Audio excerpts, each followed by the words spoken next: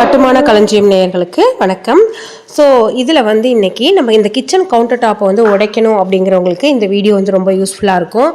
ஏன்னா ஏதாவது ஸ்டெயின் ஆகிருக்கு, இல்லை ஏதாவது புதுசாக அப்ளையன்சஸ் வாங்கி ஃபிக்ஸ் பண்ணுறீங்கன்னா இந்த மெத்தடில் வந்து பண்ணலாம்.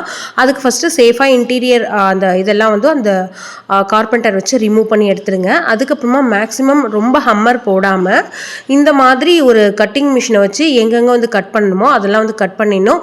ஃபஸ்ட்டு அந்த கிரானைட் வந்து கட் பண்ணி எடுக்கிறாங்க. அதுக்கும் கீழே இருக்கிற அந்த 4.5 இன்ச் வால் இருக்கு இல்லையா, அந்த வந்து ஒரு ஹம்மர் மட்டும் போட்டு அதை வந்து எடுத்துடுறாங்க. இந்த மாதிரி எடுக்கிறப்ப இந்த வால் போட்டதுக்கு அப்புறம் தான் உங்களோட கிச்சன் கவுண்டர் டாப் போட்டாங்களா, இல்லை கிச்சன் கவுண்டர் டாப்பை போட்டுட்டு ஜஸ்ட் ஒரு பார்ட்டிஷனுக்காக இந்த வால் போட்டாங்களா அப்படிங்கிறத வந்து நீங்கள் தெரிஞ்சுக்கணும்.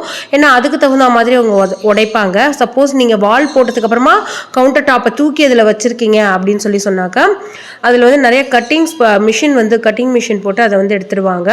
ஸோ அது இல்லை, நீங்கள் வந்து இந்த மாதிரி பண்ணியிருக்கீங்க, ஜஸ்ட் ஒரு பார்ட்டிஷனுக்காக வச்சுருக்கீங்கனாக்கா ஹம்மர் வச்சு தட்டுனாலே அது வந்து வெளியில் வந்துடும். ஸோ இது வந்து நீங்கள் நிறைய ஹம்மர் போட்டிங்கன்னா உங்களுக்கு அதை சுத்தியல் வச்சு அடிச்சிங்கனாக்கா எல்லா இடமுமே வந்து அதிர்றதுக்கு நிறைய சான்ஸ் இருக்குது. அதனால் கொஞ்சம் தூசி வந்து பரவினாலும் பரவாயில்ல அப்படின்னு சொல்லிட்டு இந்த மாதிரி மேக்ஸிமம் கட்டிங் மிஷின்ஸ் வந்து யூஸ் பண்ணுங்கள். ஃபஸ்ட்டு வாழை வந்து உடைக்கிறாங்க, அதுக்கப்புறமா அந்த கடப்பாலாம் போட்டிருக்கோம் அதை வந்து உடச்சி எடுக்கிறாங்க.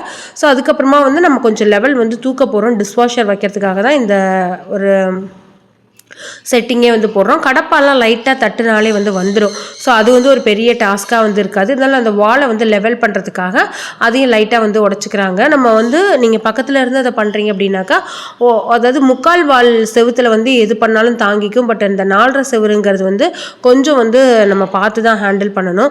ஸோ ஃபுல்லுமே எடுத்ததுக்கப்புறமா மேலே இருக்கிற அந்த கிரானைட்டு ஸ்லாபையும் வந்து எடுத்துடுறாங்க. இப்போ நெக்ஸ்ட் என்ன பண்ணுவாங்கன்னு பார்த்தீங்கன்னா அதே ட்ரில்லிங் மிஷினை வச்சு கட் பண்ணி கொஞ்சம் கொஞ்சமாக அந்த காங்கிரீட்டை வந்து ஃபஸ்ட்டு செப்பரேட் பண்ணுவாங்க. காங்கிரீட் செப்பரேட் ஆனதுக்கு அப்புறம் தான் நம்ம வந்து அந்த கம்பியில் வந்து கை வைக்க முடியும். அதை விட்டுட்டு ஓங்கி தட்டி நீங்கள் வந்து அதை உடச்சிட்டிங்கன்னா டோட்டலாக கவுண்டர் டாப்பே வந்து உங்களுக்கு வீணாக போயிடும். ஸோ அதுக்கு இந்த மாதிரி ஃபஸ்ட்டு நல்லா கட் பண்ணி அந்த கிரானைட் எல்லாம் வெளியில் எடுத்துட்டு அதுக்கு அப்புறமா நீங்கள் வந்து கொஞ்சம் கொஞ்சமாக தட்டி இதை வந்து எடுத்துக்கலாம். ஸோ இந்த மெத்தடில் எடுக்கிறப்ப நம்ம கிச்சனோட மற்ற ஏரியா அதெல்லாம் வந்து பெருசாக வீக் ஆகாமல் இருக்கும். லைட்டாக ஏன்னா நம்ம இந்த மாதிரி கிரானைட்டு போடுறப்ப சாண்டோ இல்லை சாண்டோ வந்து போட்டு அதுக்கு மேலே சிமெண்ட் பாலை ஊற்றி தான் வச்சுருப்பாங்க. ஸோ அதனால் லைட்டாக அதோட ஒரு எட்ஜை பார்த்து நம்ம அடிச்சிட்டோம் அப்படின்னாக்கா அதை ஈஸியாக வந்து எடுத்துகிட்டு வந்துடும். ஏன்னா ஃபுல்லுமே சிமெண்ட்டில் வந்து இதை ப்ளேஸ் பண்ணியிருக்க மாட்டாங்க. அது ஜஸ்ட்டு பார்த்தீங்கன்னா உங்களுக்கே தெரியும் சாண்டு தான் வந்து இருக்கும். மெயின் சர்ஃபேஸாக வந்து காங்கிரீட் வந்து இருக்கும்.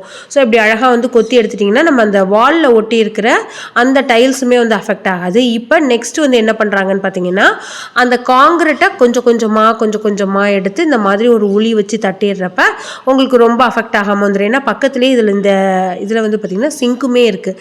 ஸோ இப்படி ஒரு இடத்த உடச்சி விட்டுட்டு பாட்டமில் கையை வச்சு அப்படி தட்டுறப்பவே டப்புன்னு அது வந்து உளுந்துடுது. ஸோ இந்த மாதிரி மெத்தடில் உங்களுக்கு வேணும் அப்படின்னாக்கா நீங்கள் கொஞ்சம் பார்த்து கேர்ஃபுல்லாக தான் பண்ணணும்.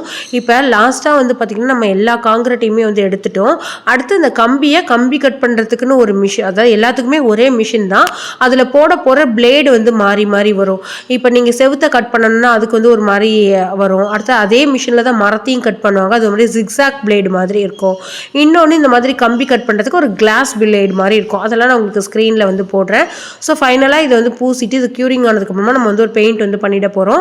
பாட்டம் லெவலில் வந்து பார்த்தீங்கன்னாக்கா இதோட ஹைட்டை வந்து கொஞ்சம் இன்க்ரீஸ் பண்ணுறோம் டிஷ்வாஷர் அதில் தூக்கி வைக்கிறதுக்காக. ஸோ அதை சுற்றி வந்து இந்த மாதிரி கல் கட்டிட்டு நம்மள்ட்ட இருந்த ரஃப் பீஸ் இப்போ உடச்சப்போ விழுந்தது இல்லையா பீசஸ்ஸு, அதெல்லாம் இதிலேயே வந்து கொட்டிட்டு ஃபைனல் லுக் வந்து இந்த மாதிரி தான் இருக்குது. மேலே வந்து டைல்ஸ் ஒட்டி இந்த இடத்த கிளியர் பண்ண போகிறோம்.